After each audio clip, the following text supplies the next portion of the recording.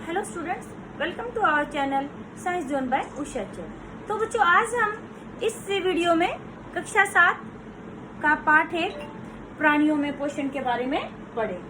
तो बेटे, हमने पिछले जो है पाठ 1 में हमने पढ़ा था कि जो पादप हैं वो अपना पोषण कैसे ग्रहण करते हैं, यानी कि वो कौन सी प्रक्रिया थी, प्रकाश संश्लेषण के द्वारा।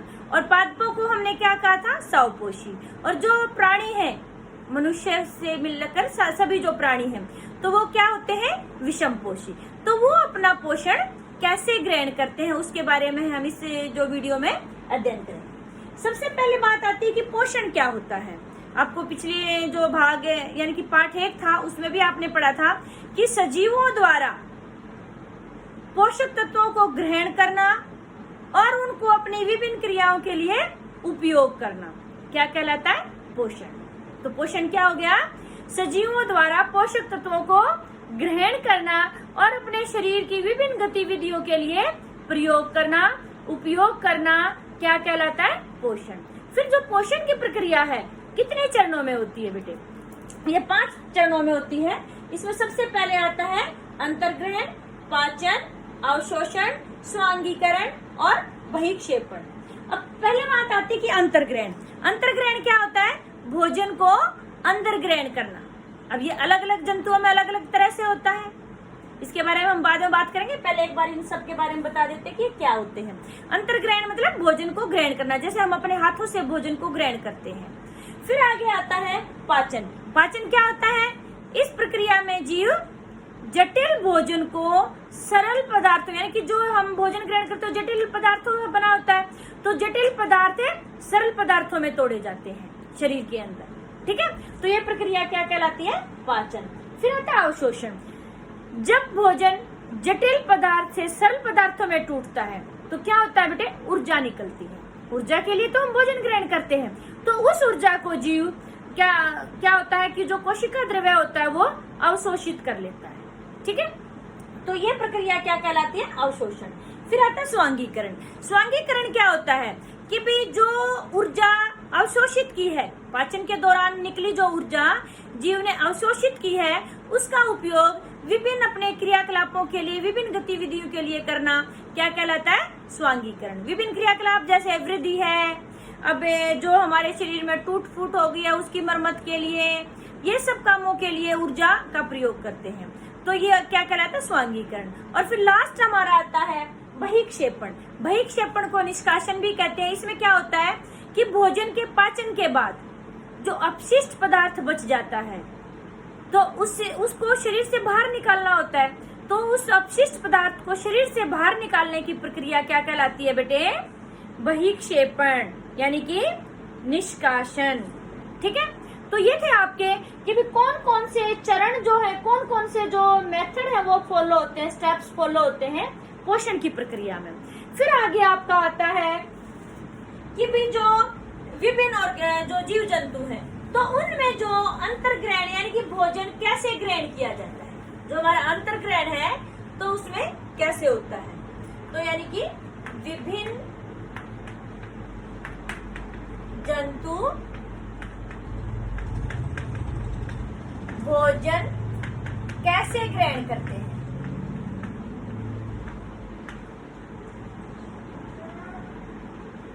ठीक है। तो कैसे ग्रहण करते हैं, जैसे सबसे पहले हम बात करें मनुष्य की, तो मनुष्य कैसे ग्रहण करता है बेटे अपने भोजन को।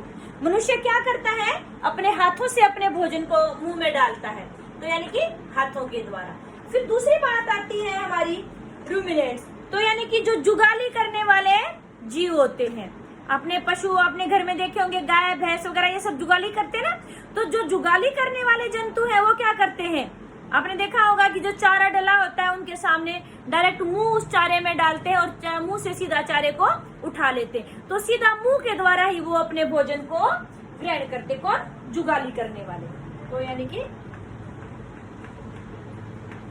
जुगाली करने वाले जंतु, तो उसमें सभी आ जाते हैं। आपसे अलग से पूछे, गाय भैंस किसी का भी पूछे,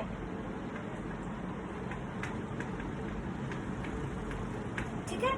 तो नेक्स्ट है हमारा कि भी जो पैरामीशियम है,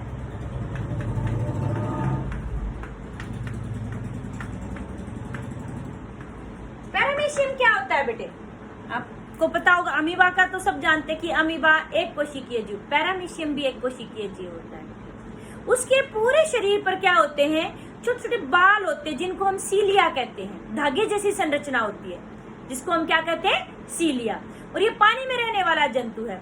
तो सीलिया का वो छोटे छोटे बाल जो धागे जैसी संरचना, जिधर ढलान होता है पानी उसके अंदर बहता आता है और उसी के अंदर ही छोटे छोटे खाद्य पदार्थ है, छोटे छोटे जो जीव जंतु कीड़े मकोड़े वो आ जाते हैं। इस तरह से वो जो है पैरामीशियम अपना भोजन ग्रहण करता है। ठीक है। नेक्स्ट आपका जो आता है उसमें कौन आ गया आपका? हाइड्रा।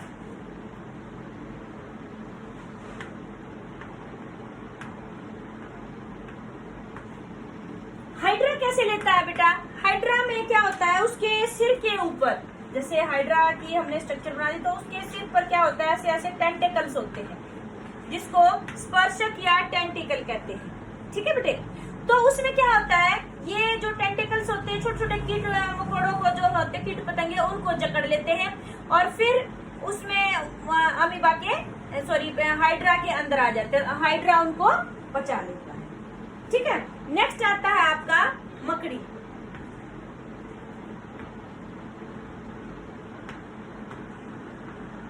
मकड़ी आपने घर में भी देखी होगी बेटे। मकड़ी क्या करती है? जाला बुनती है। अपने जाले के वहां पर कुछ चिपचिपा पदार्थ छोड़ देती है जिससे छोटे छोटे जो जीव जंतु आते हैं वो जाले में चिपक जाते हैं और उसके ऊपर फिर वो क्या करती है? पाचक रस डाल देती है उस जंतु के ऊपर। तो उसका क्या हो जाता है? पाचन हो जाता है और फिर उसको सोख लेती है और शोषित कर लेती है। उसमें जो पाचन होने के बाद जो जूस निकलता है। फिर आता है मेंढक। मेंढक अपना भोजन कैसे ग्रहण करता है? मेंढक क्या करता है? मेंढक की जो जीभ होती है बेटे बहुत लंबी होती है और चिपचिपी होती है। जब दूर बैठा उसको कोई कीड़ा वगैरह दिखाई देता है तो अपनी लंबी जीभ एकदम से उसके ऊपर लगाता है और वो जीभ से चिपक जाता है, फिर उसको अंदर ग्रहण कर लेता है। और फिर नेक्स्ट आपका आता है कीट पतंगे। तो यानी कि कीट हम कह सकते हैं। कीट में हमारे कौन कौन आ गए? ये जो आपके हैं मक्खी है, जो घरेलू मक्खी है, मधुमक्खी है, मच्छर है, ये सब आपके कीट में आते हैं। इनमें क्या होता है कि जो इनके खाने वाले जो अंग होते हैं बेटे, मुंह का जो पार्ट होता है एक लंबा सा डंडी जैसा हो जाता है और उससे क्या करते हैं? ये रस चूसते हैं। किसी भी चीज का जूस चूसते हैं तो अपने उस लंबे से टेंटिकल्स जो होता है उसको उस जिसका भी रस चूसना होता है उसके ऊपर रख देते हैं, उससे कि ये उसका रस को चूस लेते हैं। तो ये तो थे बेटा विभिन्न जो जंतु हैं वो अपना भोजन कैसे ग्रहण करते हैं। फिर इस पाठ में मेनली हम बात करेंगे कि भी मानव के अंदर पोषण की प्रक्रिया कैसे होती है। मनुष्य में पोषण।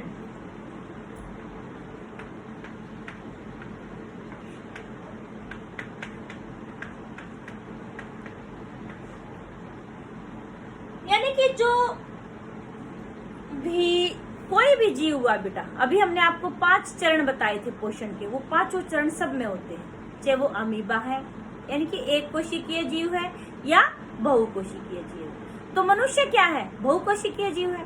तो वही 5 चरण जो इसमें भी होंगे। कौन कौन से? अंतर्ग्रहण, पाचन, अवशोषण, स्वांगीकरण और बहिक्षेपण। तो ये 5 चरण इसके अंदर होंगे। तो सबसे पहले यानी कि अब हमें पता है कि अंतर्ग्रहण मनुष्य के अंदर कैसे होता है। अभी हमने बात की थी कि भी जो मनुष्य है वो अपने हाथों से अपने भोजन को मुंह के अंदर डालता है। तो ये हो गया अंतर्ग्रहण। अंतर्ग्रहण के बाद फिर आता है पाचन। तो पाचन की बात जब हम करते हैं तो सबसे पहले मनुष्य के पाचन तंत्र के बारे में करेंगे। तो पाचन तंत्र के बारे में जब बात आती है तो हमें क्या आना चाहिए बेटे? पाचन तंत्र का चित्र भी बनाना आना चाहिए। तो मनुष्य का पाचन तंत्र एक बार बनाते हैं। सभी बच्चे ध्यान से इसको करेंगे क्योंकि ये बहुत ही इम्पोर्टेंट है। ये आपका 7th क्लास का तो टॉपिक है ही है, साथ के साथ जो ये चित्र होता है बेटे 10th क्लास में भी आएगा आपको बनाना।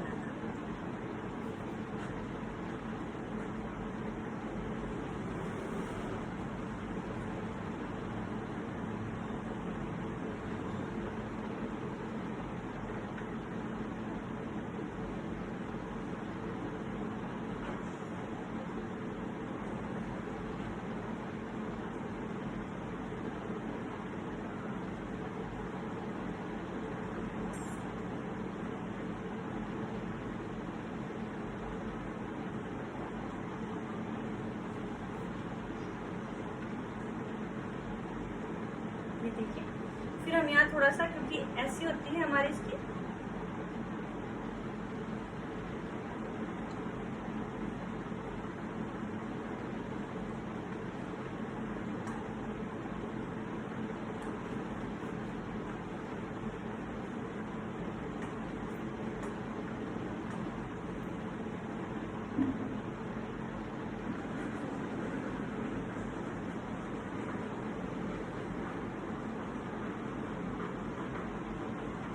तो देखो बेटा, ये हमारी क्या है, मुख गुहा। ये हमारा क्या है, खाद्य नली या भोजन नली भी कह सकते हैं। ये हमारा क्या है, आमाशय। ये हमारा क्या है, यकृत। और ये हमारा क्या है, पित्ताशय। और ये अग्नाशय। और जो ये है बड़ी आंत, बड़ी आंत का एक और दूसरा नाम होता है बृहदान्त्र। बड़ी आंत को ही बृहदान्त्र भी बोल सकते हैं। और ये है हमारी छोटी आंत।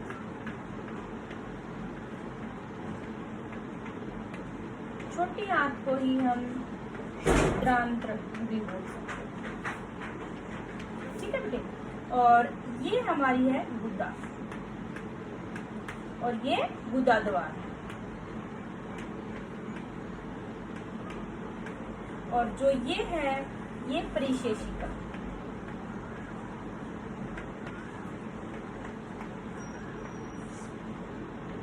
तो ये किसका चित्र है बेटे, मानव पाचन तंत्र का। ठीक है।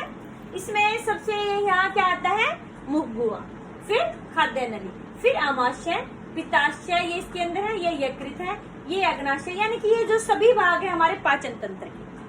पाचन तंत्र के यानी कि ये चित्र आपका बहुत ही इंपॉर्टेंट है। इसके जो विभिन्न भाग है इनके बारे में हम आगे ये पाठ करेंगे तो सबके बारे में पढ़ेंगे, लेकिन आपको ये पहले इसलिए बताया कि आपको पता होना चाहिए कि हमारे पाचन तंत्र में कौन कौन से भाग हैं। ठीक है। तो अब आगे बात आती है कि भी हमारा जो पाचन तंत्र कैसा है। ये पाचन तंत्र का चित्र था। तो एक बार हम कौन कौन से भाग हैं वैसे लिख करके फ्लो चार्ट बना देते, रेखारे, यानी कि मानव पाचन तंत्र।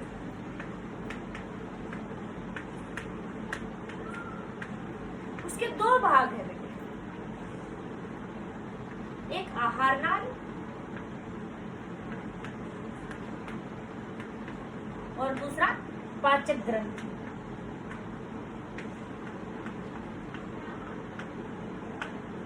ठीक है।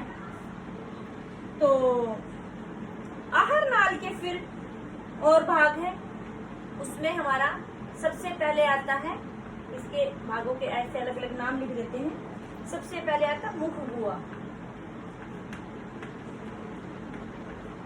फिर दूसरे नंबर पर हमारा आता है, इसमें अभी हमने चित्र बनाया था ना, सबसे पहले ऊपर मुख गुहा दिखा था, फिर हमारी खाद्य नली या भोजन नली,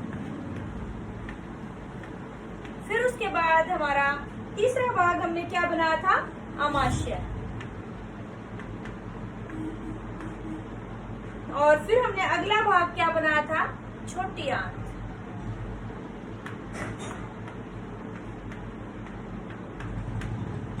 ठीक है। और अगला भाग हमने बनाया था बड़ी आंत। और फिर आगे हमारा आता है गुदा द्वार, गुदा और गुदा द्वार एक ही बात उसमें एक्सप्लेन करेंगे। ठीक है।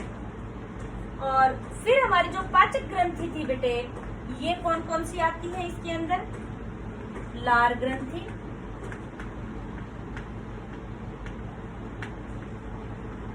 नंबर 2 आती है हमारी इसमें यकृत, और नंबर 3 हमारी आती है इसमें अग्नाशय। ठीक है। चित्र बनाया था बेटा उसमें सारे हमने पार्ट्स दिखाए थे, सिर्फ लार ग्रंथि नहीं दिखाई थी। जो लार ग्रंथि कहाँ होती है? मुख गुहा के अंदर होती है। ठीक है, तो लार ग्रंथि कहाँ पाई जाती है? मुख गुहा के अंदर। अब हम ये जो विभिन्न भाग हैं इनके बारे में अध्ययन करें। तो सबसे पहले बात आती है कि भी आपसे ये पूछा जाए कि जो मनुष्य का जो पाचन तंत्र है उसके कौन कौन से भाग हैं। तो मनुष्य के पाचन तंत्र के 2 भाग होते हैं, आहार नाल और पाचक ग्रंथि। अब मान लो कंप्लीट पूछते हैं तो आपको फिर आहार नाल के भी विभिन्न भाग बताने। कई बार खाली आहार नाल के भाग पूछ लेते, तो उसमें कौन कौन सा आ गया? मुख गुहा, खाद्य नली, अमाशय, छोटी आंत, बड़ी आंत, गुदा और गुदादुर। और खाली पाचक ग्रंथि पूछते हैं तो कौन कौन सी पाचक ग्रंथि जो पाचक एंजाइम निकालती, पाचक रस देती हैं जिससे हमारा भोजन का पाचन होता है? तो लार ग्रंथि, यकृत और अग्नाशय। ठीक है, तो हम टर्न बाय टर्न इनके बारे में करेंगे। मुख गुहा। अब देखो बेटे, जो हम खाना खाते हैं, सबसे पहले खाना हमारा भोजन के जो ग्रहण करते हैं या मुंह के अंदर जाता है, तो मुंह के अंदर वाला जो भाग होता है उसको क्या कहते हैं? मुख गुहा। तो मुख गुहा के अंदर क्या क्या पाया जाता है बेटे?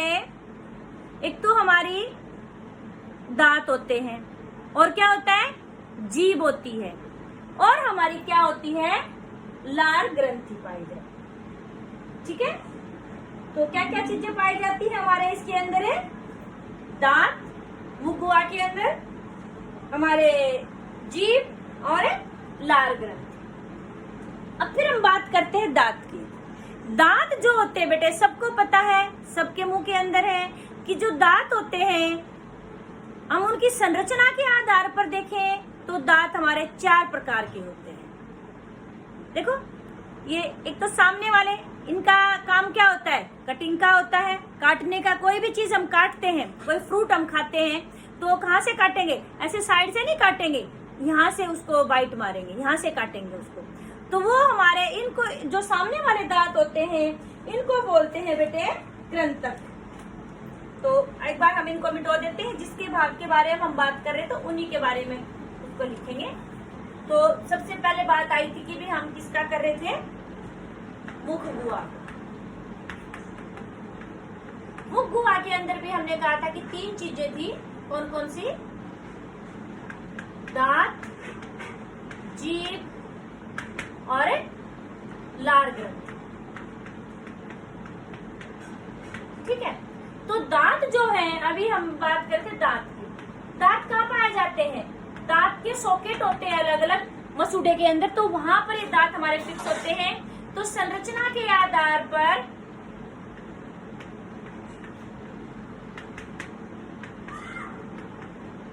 दांत कितने प्रकार के थे? 4 प्रकार के। नंबर 1 कृंतक, इनका काम क्या होता है? काटने का। ठीक है, और ये जो कृंतक होते हैं बेटे, इनका फिर आगे आता है हमारा, उससे आगे रदनक। रदनक का काम क्या होता है? इनको फाड़ने वाले दांत भी कहते हैं, भेदक दांत भी कहते हैं, चीरने फाड़ने का। जो शिकारी होते हैं जैसे शेर, चीता वगैरह, उनमें रदनक बहुत ही नुकीले होते हैं।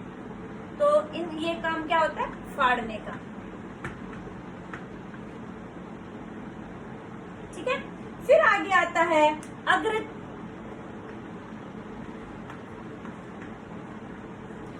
चरणवक। ठीक है, इनका काम क्या होता है? चबाने का।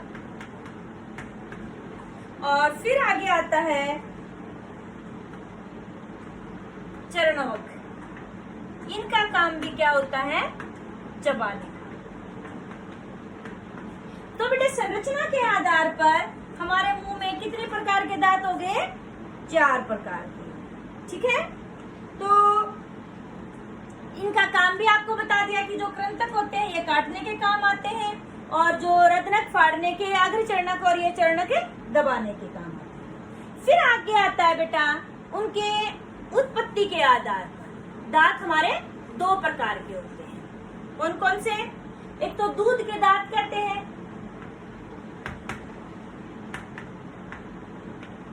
या अस्थायी दांत, और दूसरे होते हैं स्थायी दांत। 2 बार आते हैं हमारे मनुष्य में जो दांत होते हैं। 6 से 8 साल तक की उम्र होती है तब तक हमारे सारे के सारे स्थायी दांत आ जाते हैं। बच्चा जब 8-9 महीने का होता है तभी से दांत निकलने स्टार्ट हो जाते हैं। सबसे पहले कौन से दांत निकलते हैं? बच्चे को आपने देखा होगा, जो सामने वाले, जो इंसीजर यानी कि जिनको कृंतक कहते हैं, तो वो दांत निकलते हैं। जो अस्थायी दांत होते हैं बेटे, दूध के दांत है, तो उसमें क्या होता है कि भी वो हमारे टोटल कितने होते हैं? 20 होते हैं। और ये हमारे जो स्थायी होते हैं ये कितने होते हैं? 32। यानी कि 10 ऊपर वाले जबड़े में होते हैं और 10 नीचे वाले में, तो यानी कि 10/10। और ये कितने होते हैं? 16 ऊपर और 16 नीचे।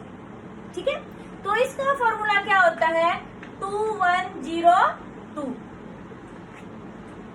ठीक है, 2102 का मतलब क्या हो गया? 2 कौन से? कृंतक। ये आधे जबड़े का दिखाया जाता है। 2 कृंतक है, 2 हमारे रदनक है, 2 हमारे, इसमें जो अस्थायी दांत आते दूध वाले, उस टाइम पर अगर चरणक दांत नहीं आते हैं, सिर्फ चरणक दांत आते हैं, वो भी 2 आते हैं। ठीक है, और जब ये फिर क्या होता है कि बच्चा जब 9-10 साल का होता है तो धीरे धीरे ये जो हमारे दूध के दांत टूटने स्टार्ट हो जाते हैं और फिर स्थायी दांत आते हैं।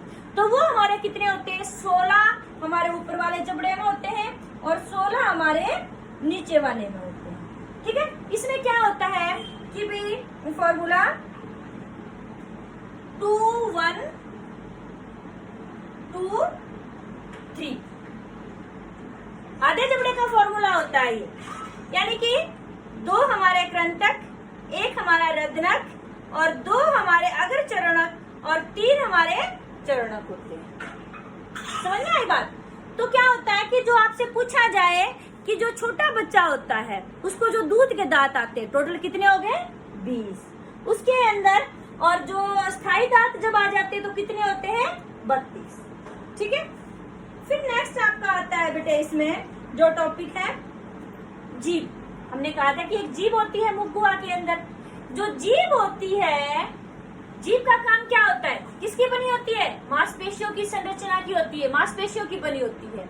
क्या होता है? ये पीछे से तो, अपनी जीभ को देखो सभी ध्यान से, पीछे से तो जुड़ी हुई है, मुख गुहा के नीचे वाली सतह से जुड़ी होती है, तो पीछे से जुड़ी होती है और आगे से फ्री होती है, किधर भी घूम सकती है इधर उधर। इसका काम क्या हो गया? जो हमारा भोजन होता है उसको लार के साथ मिक्स कर देती है, जिससे उसको चबाने में आसानी होती है। अगला कि भी ये खाने को निगलने में सहायता करती, पीछे ले जाने में सहायता करती है। ऊपर से जो खाने का स्वाद पता चलता है हमें बेटे, वो किससे पता चलता है? जो टेस्ट बर्ड्स होती हैं, स्वाद के लिए जो ग्रंथियां पाई जाती हैं, वो कहाँ पाई जाती है? जीभ के ऊपर। हम कहते हैं अरे ये तो बड़ी मिर्ची होगी, ये तो मीठा है, ये खट्टा है, ये तीखा है, तो हमें किससे पता चलता है? जीभ से पता चलता है। जीभ के ऊपर हमारी स्वाद ग्रंथियां होती हैं। ठीक है, तो नेक्स्ट हमारा आता है लार ग्रंथि। लार ग्रंथि यानी कि जो हमारी मुख गुहा है बेटे, उसके अंदर लार ग्रंथि पाई जाती है। उसके अंदर एक एंजाइम पाया जाता है, एमिलेज एंजाइम।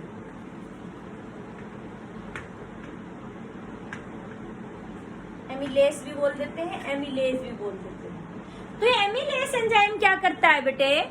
हमारी मुख गुहा के अंदर जो हमने भोजन खाया है, भोजन में आपने देखा था कि पोषक तत्व तो सभी होते हैं, प्रोटीन, कार्बोहाइड्रेट, वसा सब होते हैं।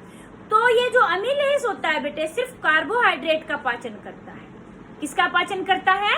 कार्बोहाइड्रेट का पाचन करता है। तो फिर क्वेश्चन आता है आपका कि हमारे भोजन में से सबसे पहले पाचन कौन से पोषक तत्वों का होता है? किसका? कार्बोहाइड्रेट का। कहाँ पर होता है? मुख गुहा में। मुख गुहा में कौन करता है? Amylase enzyme. एमिलेज एंजाइम कहाँ पाया जाता है? लार ग्रंथि के अंदर। इसको लाला ग्रंथि भी बोल देते हैं। जो बेटा थूक होता है ना, उसको स्लाइवा कहते हैं इंग्लिश में, तो उसी के अंदर, ये लार के अंदर ये एंजाइम पाया जाता है, एमिलेज एंजाइम। ठीक है, तो और जो हमने कहा कि कार्बोहाइड्रेट का पाचन, यहाँ पूर्ण पाचन नहीं होता है, कुछ भाग उसका पचाया जाता है। उसके बाद हमारा भोजन कहाँ जाता है? जो भोजन नली होती है, खाद्य नली, उसके अंदर जाता है। खाद्य नली में भोजन के पाचन से संबंधित कोई क्रिया नहीं होती।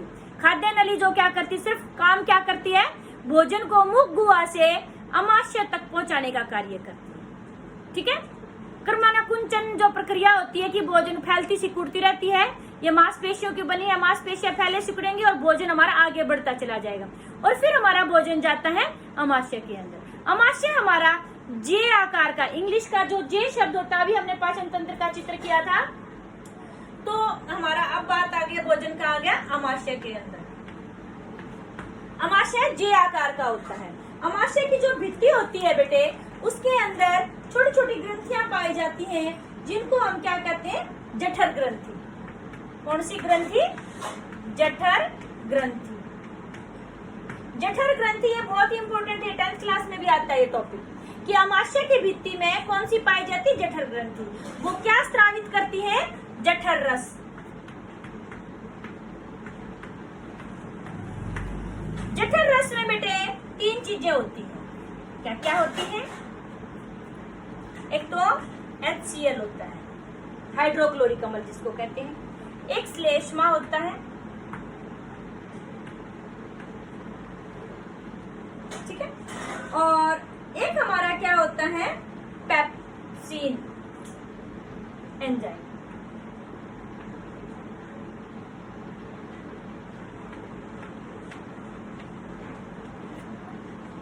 ठीक है, ये 3 चीजें पाई जाती हैं जठर रस के अंदर। आपसे पूछा जाए जठर रस कहाँ पाया जाता है? अमाशय की भित्ति में।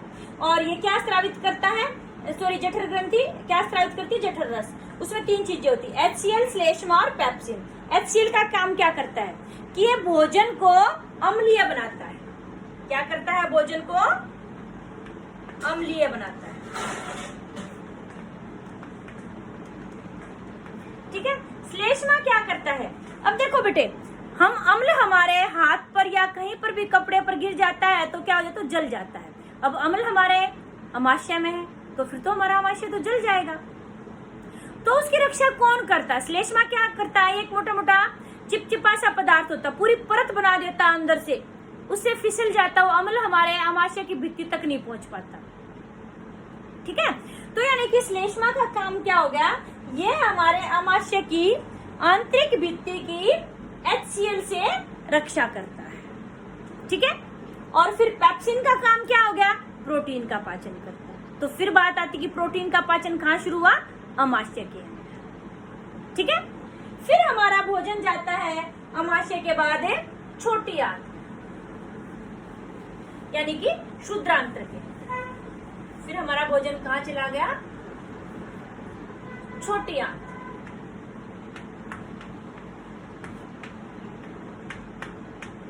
यानी कि क्षुद्रांत्र जिसको हम कहते हैं। क्षुद्रांत्र में क्या होता है बेटे? 2 पाचक रस आते हैं इसके पास। भोजन में 2 पाचक रस मिलते हैं, एक तो अग्नाशय रस और एक हमारा जो था पित्त रस। अभी आपने जो पाचक ग्रंथि की थी उसमें अग्नाशय और यकृत भी था, हमने लार ग्रंथि के बारे में पढ़ लिया। तो यकृत जो होता है बेटे हमारे शरीर की सबसे बड़ी ग्रंथि है। आपसे जीके का क्वेश्चन भी है, पूछा जाए मानव शरीर की सबसे बड़ी ग्रंथि कौन सी है? यकृत। क्या स्रावित करती है?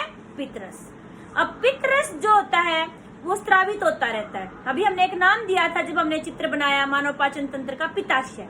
पित्ताशय का काम क्या होता है? जिसको इंग्लिश में गॉल ब्लैडर कहते हैं। जो पित्तरस निकलता रहता है वो पित्ताशय के अंदर स्टोर होता रहता है। फिर जब हमारा भोजन छोटी आंत यानी कि क्षुद्रांत्र में आता है तो पित्ताशय से वो जो रस था पित्तरस वो हमारे भोजन के पास से आ जाता है और पाचन में सहायता करता है। जो पित्तरस होता है बेटे इसमें कोई भी पाचक एंजाइम नहीं होता है, तो यानी कि भोजन के पाचन में सहायता कैसे की? ये क्या करता है? जो वसा होता है हमारे भोजन में, वसा का पाचन बहुत ही मुश्किल होता है हमारे शरीर के लिए। अब जैसे आपने छोटी क्लास में कहानी पढ़ी थी कि भी लकड़ी के बड़े गट्ठे को तोड़ेंगे तो नहीं टूटता, और एक एक लकड़ी करके तोड़ते हैं तो टूट जाती है, एकता में बल। वही बात यहाँ होती है, जो वसा होता है इसके अणु बहुत मजबूत होते तो वसा का पाचन नहीं हो पाता। फिर क्या करता है? जो पित्तरस होता है उसका इमल्सीकरण कर देता है। इमल्सीकरण मतलब छोटे छोटे दानों में तोड़ देता है उसको। पित्तरस पाचन नहीं करता है, सिर्फ उसका इमल्सीकरण करता है। जैसे आप कई बार देखना, तेल इकट्ठा होता है, उसको पानी के ऊपर घी या तेल लिया, उसको पानी का एक बर्तन लिया, उसके अंदर थोड़ा सा डाल के देखा तो छोटी छोटी ऐसे गोली सी बन जाती है हमारी। जैसे यहाँ पानी है, इसके ऊपर हमने तेल डाल दिया तो तेल ऐसे छोटी छोटी गोली सी बन जाती है, पानी के ऊपर ऐसे तैरती है। तो ये जो छोटी छोटी गोलियों में टूटना तेल या घी का क्या कहलाता है? इमल्सीकरण।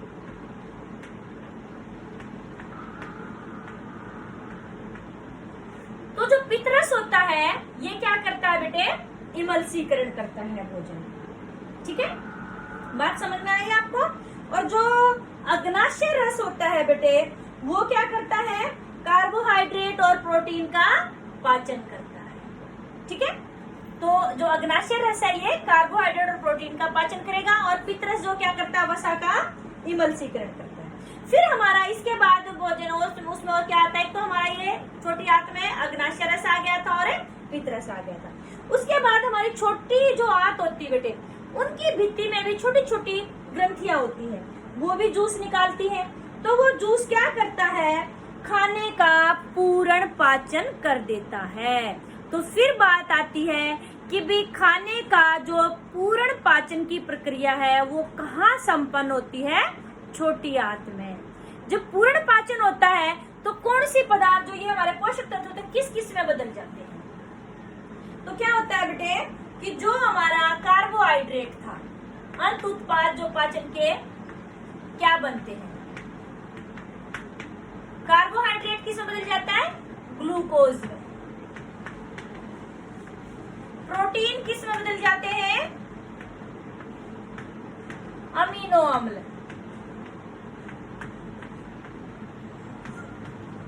ठीक है, और तीसरा हमारा वसा था वो किस में बदल जाता है? वसा अम्ल और ग्लिसरॉल में।